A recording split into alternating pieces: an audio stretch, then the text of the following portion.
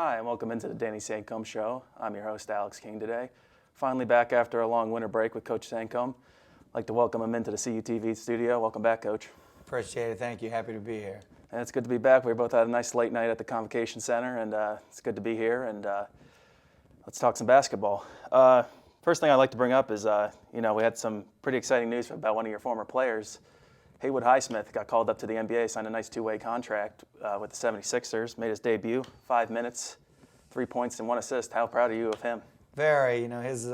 His work ethic and his ability just to continue to get better, it's amazing. And he's going to move on to bigger and better things. He'll continue to get better. He'll get great coaching from the Sixers staff, and he'll take that and apply it. And just very, very happy for him, and he gets everything he deserves. Yeah, definitely. A nice former All-American, National Player of the Year, helped Danny into an MEC championship, and has had an outstanding year in the G League with the Delaware Blue Colts. Very proud to see him doing well. So during this break, we talk a lot about recruiting, and this is, we had a lot of time off between games, so now we're back. You've been hitting the recruiting trail hard with Steve Bridgman. How's that been? Good. We're going and evaluating a lot of guys. We signed 2 players early in the early signing period we're excited about, but we still have a lot of pieces to add, and we're just evaluating, and hopefully here in the next couple of weeks we'll make some offers and start to expand our roster and just get some holes in our program right now. We need to get a little bit better shooting. Obviously we need some size for that, but our nucleus is there, and I'm excited about the core guys that we have in our program that will be returning. And I think if we add the right pieces, we'll see a big improvement next year.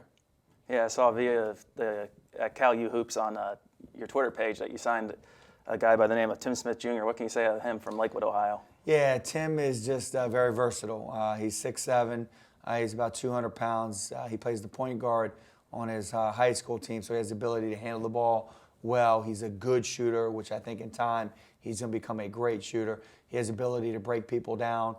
He also can protect the rim. He's very long and athletic, so I think that's a big piece that we're missing, and really, really looking forward to adding him into the mix. So now we bring in the new season. It's the 2019. We hit the road early with two trips up to Edinburgh and up to Erie. We played Edinburgh, got a nice 90-66 win. Career high for Brett Pegram with 34 points, 2 double-doubles from Collins and Hall, and we shot nearly 63%. And then we went over to Gannon 3 days later, and we trailed by as many as 13 points and had a nice comeback against Gannon. Yeah, we're playing well right now. We've won 4 out of our last 6 games. Offensively, we were about a month ago a team that really struggled to score, and our understanding of our offense, making the cuts, and execution has improved, and we played very well offensively, other than the first 10 minutes of Gannon, but both of those games, to score 72 points against Gannon doesn't sound good. They're one of the best defensive teams in the country, so I was very, very happy with that. In Edinburgh, we exploded. We shot the 3 extremely well. We moved the ball well, so we were hard to guard that particular night. Yeah, outscored them by 14 in the second half against the Golden Knights, and another 23 points from Pegram, another 16 from Collins. What can you say about those 2 in the front court for you? Yeah, it's just bright. Brent obviously played last year for me, and this is kind of what we expected from him, just continuing to get better. His work ethic is second to none. He really spends a lot of time in the gym. He went from a average shooter, maybe slightly below average shooter as a freshman in college, to somebody that is a good to excellent shooter right now. And it's his work ethic. And then, Zion just has the ability to break people down. Very long. He's only 6'3", but he's got a wingspan of a 6'6", 6'7" person. And he's very creative in finishing in the lane. His shooting is getting better. So those 2 guys have played very, very well for us in the backcourt, and will continue to get better. Both of them can break people down, and they can help others get good shots as well. Yeah, those 2 wins right there on the road. First time Cal's won back-to-back road games on the road since 2015 and in conference, and also that's the first time we've gotten wins there since 2014-15, so great accomplishments there. We can move into last night's game against Slippery Rock, obviously a tough opponent coming in with 6 straight wins. But we're obviously, you said we won 4 of our last 5 heading into that game. Tough little bit of a setback, a 95-84 loss. What did you think about last night? Yeah, they deserve to win. They played extremely well. You know, we were hoping that they didn't have a particularly good shooting night, and they had a great shooting night. And just wore us down defensively as well. We were very good offensively in the first half. We shot over 50%. They hold teams to about 41%. But in the second half, we shot 38%. We didn't execute as well, and they did a good job defending. That's what they do. They're a physical team. And they wore us down as the game went on. But, you know, having 7 guys, I'm just pleased with how our guys battled till the end. You know, the game, you know, they pulled away, but we kept fighting and scratching and bringing it down. And our guys never quit, which I'm proud of that. We just got to continue to get better with our execution. And we can have an opportunity to win against a team like that if we execute a little bit better. Yeah, I mean, talk about a hot shooting night. They shot 60% from the field, 15 three-pointers. But I guess we should look at some good notes from the game. Collins with a career-high 23 points, Williams with a season-high 19, and another solid performance from Brent Pegram with 20 points in 5 straight games for you. Yeah, you know, it was great to see Dante, especially the first half. Dante played extremely well. I think he had 15 points in the first half, and he gives us the ability, shoots the ball well. Dante's a very good athlete, and he's a big part of why we've started to play better. He had a concussion and missed a lot of time, and I think is just starting to get himself where we need him to be. And then also, you know, Colin McAdams has been good for us, you know, the entire year. Had a solid game last night as well, and he just gives us the ability to put the ball on the floor and score going to the basket, but he also can make the open 3. And I think as time goes and we can get him to play his natural position, he's going to be even better. You know, we've got him playing the 5 at this point, and he's got his hands full right now being a freshman, playing 6'7", 6'8" guys, and he's about 6'5.5". So yeah, he'll continue to get better for us too. Yeah, nice performance from all the freshmen here, 4 starters in double figures. We're going to take a break here on the Danny Sancomb Show. We'll review the PSAC West standings, view our schedule moving forward, and the Saturday schedule. We'll be right back. In NCAA Division II, community engagement is an initiative at all 25 national championships because student-athletes want to give back while competing for a national title. Over the course of the year, Division II student-athletes have an opportunity to leave a lasting impression in local communities throughout the country. Whether Division II student-athletes are volunteering at hospitals, schools, after-school care programs, foster homes, or retirement villages, they make a difference in the lives of others. In Division II, we rise to the opportunity and make community engagement ours. We can stop to make sure someone is okay. Get in the way and disrupt the situation.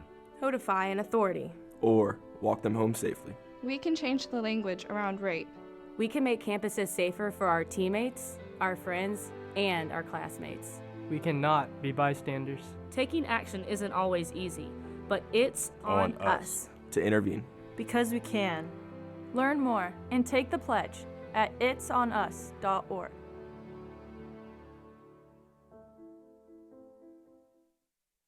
As a student athlete in college, I first got involved with the NCAA at the national level.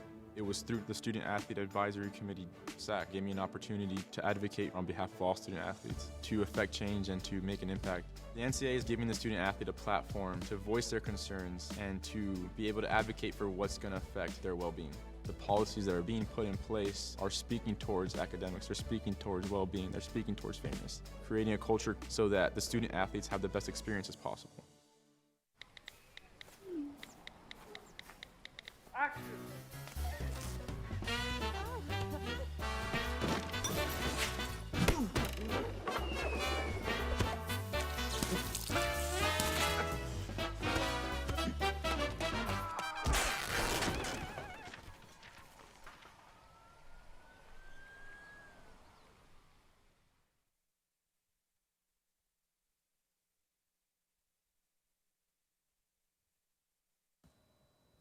Welcome back to the Danny Sancomb Show. We're just talking with Coach in break about the Slippery Rock game. A big name was missing from the lineup. Jermaine Hall, a freshman, has been playing extremely good minutes, 4 double-doubles this season, and he was also second in the PSAC in defensive rebounds. Suffered an injury setback. What can you say about that? Yeah, it stinks. You know, we were down at Gannon and late in the game, rolled his ankle and ended up breaking his ankle. So he'll miss the entire year. We should find out today whether he'll need surgery or not. And Jermaine's a big piece of what we do. He has the ability, like you mentioned, he's our best rebounder and does a really good job with that. But he's also a very good offensive player, for us. And we'll miss him, obviously. We don't have a lot of depth how it is, so we'll miss him tremendously. And he's got a really bright future ahead of him, and he's going to be a big part of our program moving forward for the next 3 years. Yeah, you talk about, it hurts your depth there. I mean, he's one of your biggest guys down there. I mean, what does that mean for Colin McAdams? You said, we talked about him earlier, stepping up down there. He has to probably get a lot more boards. Yeah, and we need everybody to step up. We really do. We need, Zion Collins to be a better rebounder. We need Brent Pegram to be a better rebounder. Jordan Gessner's going to play more minutes. We need him to rebound. I don't think we can put that on one person to, get the 8 rebounds that Jermaine was getting, but we need a collective group to, get maybe 1 or 2 more rebounds than they were getting to get back to where we were. So it'll be tough, but I think as time goes, when guys are away, other guys need to step up, and hopefully guys that get an opportunity to get out there and play, take advantage of it. Yeah, you just mentioned junior Jordan Gessner making his first start of the season, obviously in place of Jermaine. How'd you feel he performed? Good. We need more from Jordan now. He played, I think, 27 minutes yesterday and didn't attempt a field goal. So he's got to shake himself and get open and get in the flow of the game. And he's a very good defensive player, and we need a little bit more out of him. I think as his minutes continue to go up, he'll start to get a little bit more aggressive. He played great on our road trip. He scored the ball against Edinburgh. He played very solid against Gannon, and we need that performance from him now. More now than ever, to be honest with you, just because instead of playing 22, 23 minutes, he's going to be up to that 27 to 32-minute mark night in and night out. Yeah, exactly. He's one of the few returning players from this team, very solid defensive player, so he's been playing well this year. We'll take a look at in here at the West standings, get an update of where we sit right now, as Cal currently sits 5th right now. We're 5-8 this season, 3-4 in the standings, but as you can see at the top there, we have IUP 14-0 undefeated still. Got a little bit of a scare at Mercyhurst the other day, yesterday, with trailing by 7 points in the first half, and then obviously Slippery Rock, our opponent, 6-1. But it's pretty close there with the rest of the teams. A lot of these teams are also battling injuries or under new head coaches. So where do you think you are right now? How do you feel? I always want to be better. This year's been a little bit of adjustment. Just because, we're starting over here, and there's a great core here. I've just been pretty fortunate the last 5 or 6 years just to really have 3 or 4 new guys come in and teach to that. And this year, we're teaching to an entire team, so that's new. But I like where we're at. I think we're playing good basketball right now. I'm hoping that we continue to, improve. The top 6 teams make it to the tournament. Our goal is to make it to the conference tournament this year, and we got to fight and scratch every single night. We're not going to be just good enough to go out there and think we're going to roll over anybody. We're going to have to execute and play hard every single night to have an opportunity to win. The good thing is if we do that, we will have an opportunity to win every game we play in. So that's kind of what we're looking for. I think when you look at the top of the conference on our side, IUP is outstanding. They're 3rd in the country. I've had the opportunity to be able to watch them a little bit this year. They've got a good mix of teams. Obviously, we saw Slippery Rock last night, very talented team, and I think putting it together at this point in time, Mercyhurst, very good defensively and very good offensively. They're going to be a tough team, and I think Pitt Johnstown falls right in there. Right after them, they have the ability to score, well-coached team. So we're right below those teams, so hopefully we can move up and win some games on the road again and beat some of those teams that are ahead of us. And then obviously we got to work hard to beat the teams that are behind us so they can't catch us as well. Yeah, definitely. I think one of the biggest upsets of last night was Gannon snapping a losing streak. They got a nice win over Pitt Johnstown, keeps Cal in the conversation between that 3 to 5 to 6 range. Keeps them right in the conversation. We can look forward to our schedule moving forward here. As we can see, we're hitting the road once again, traveling out to a nice 3-hour trip out to Lock Haven, then followed by Pitt Johnstown.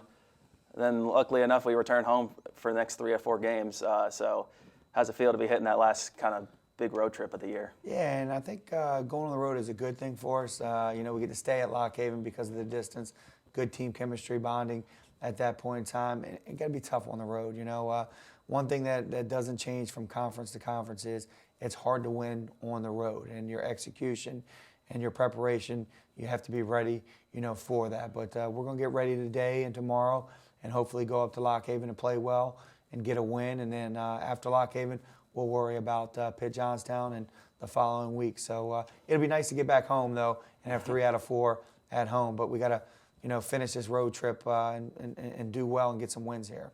Yeah, let's look into that next opponent, Lock Haven. We're facing them on Saturday here. They're 5-6 currently, 4-4 in conference.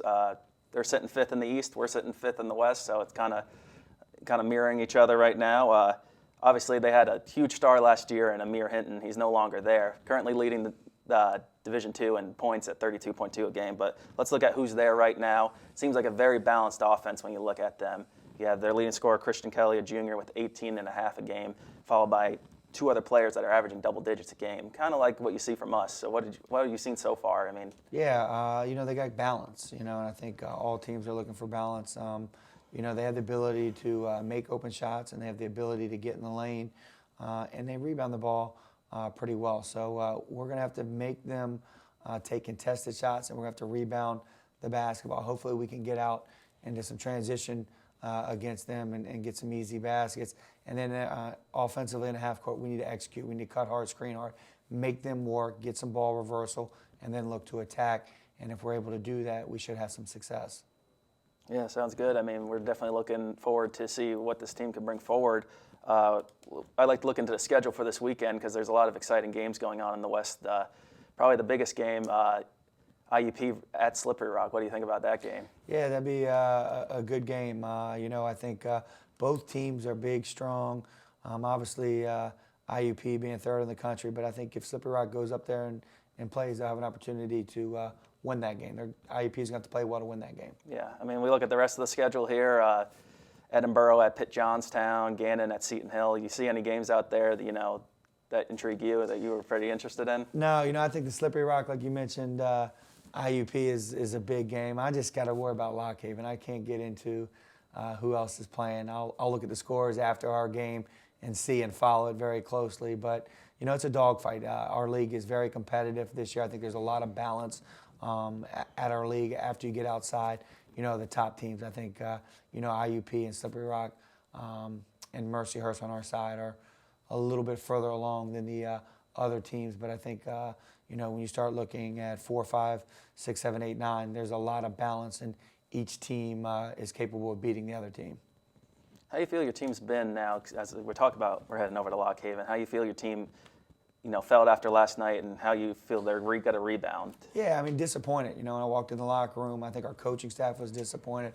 But as a coach, it's good to look into the locker room, into your team's eyes, and understand they're disappointed as well. And I've had so much fun coaching this group this year. This has been a challenging year.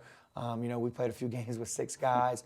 We have 7 guys currently, and I've never been, in this position. But as a coach, at least my philosophy is I want the best out of each and every player. And I really, truly believe thus far the guys are giving me everything that they have. And I can live with that. And that makes it fun to come to work, to coach. And I think people that have followed us have seen our team improve dramatically, since the beginning of the season. And that's a credit to our guys, night in and night out, not only during the games, what you see, but in practice, And we've had to be creative in practice just because the number situation has been difficult. But they've given me the best, so I've really enjoyed coaching them. And I think at the end of the day, as a coach, if you're getting the best out of your guys, you're happy with that. I'm not happy with the record, and we'll improve on that. And like I said, we've won 4 out of 6. We're moving in the right direction. But we just have to continue to understand that there's a process here. And the core is great. We're not losing anybody next year. And we're getting valuable experience with our young guys. And if we can add the right pieces next year, we're going to have the ability to be a really good basketball team. Yeah, we talk about, you just talked about practice here. We talked as we walked over here. We're in the full stretch of everything now, 2 games a week. It's quite a grind between traveling and playing these long games and, like you said, a limited roster. What are you doing in practice now to make guys, keep them focused but saving, some energy there? Yeah, it's been different from this year. We've played we played all zone this year, and that's not me. We're usually a man team, but we've had to adapt to that just because foul trouble. And I think zone, you're a little bit less likely to foul, so that's why we've done that. But in practice, we've been creative. Sometimes instead of doing 5-on-5 stuff, we've got to do some 4-on-4 stuff or 3-on-3 stuff, to get that. And just trying to save some of their legs. Obviously, today we need to be smart in practice, and it'll be a lighter practice today than it will be tomorrow. But we're going to practice hard, and we will practice hard. But instead of going for 2 hours, we'll go for an hour and 15 minutes, and then get 15 minutes of shooting at the end of practice to go for an hour and a half. So we've just had to be smart with that and really talk to my guys to get a feel where they're at physically, because we still have a lot of season to go, and with 7 guys to play, you got to make sure they're healthy and fresh is the most important thing. Yeah, where do you feel your leadership's been coming from lately from that group? I mean, obviously you talk about Brent. He's definitely been the star on the court. You think he's doing a very good job leading this team as well? Yeah, he's our leader. I'm on him about that a lot. I have a lot of conversations with him about that. Bringing him here, he understood that he was going to be a leader. If we were, back at Wheeling, he was going to be the leader of that team, and he has that in him. But other guys have, stepped up. I saw some leadership out of Zion Collins is starting to come. Jermaine Hall has good leadership skills. Colin McAdams, Jordan Gessner's done a good job being somebody that played for us last year. A little bit quiet guy, but really leads, by example. So they're all starting to take some responsibility for that, and most importantly, they're starting to take some ownership of the program, and that's what I want. It's their program. I'm a part of it as well, but it's their program, and we want them to understand it's their program, and we can make it whatever type of program we want to make. If we want to be a great program, win basketball games, we can control that, and I think that's the direction that they're moving in, and it's exciting. We're going to get some more wins this year, but we just have to make sure we stay the course and continue to get better each week. That's the most important thing that we're talking about. Today, we're about a third through January. Hopefully we're a different team each and every day, and when you start to look into February, we're even better than we are now, and I think we can continue to get better as the year goes on. Yeah, definitely, Coach. So, like I said, we're moving on to Lock Haven, get past this setback with Slippery Rock, and we're going to move forward with Lock Haven on Saturday. And good luck to you, Coach. Thank you for joining me today. Appreciate it. Thanks for having me.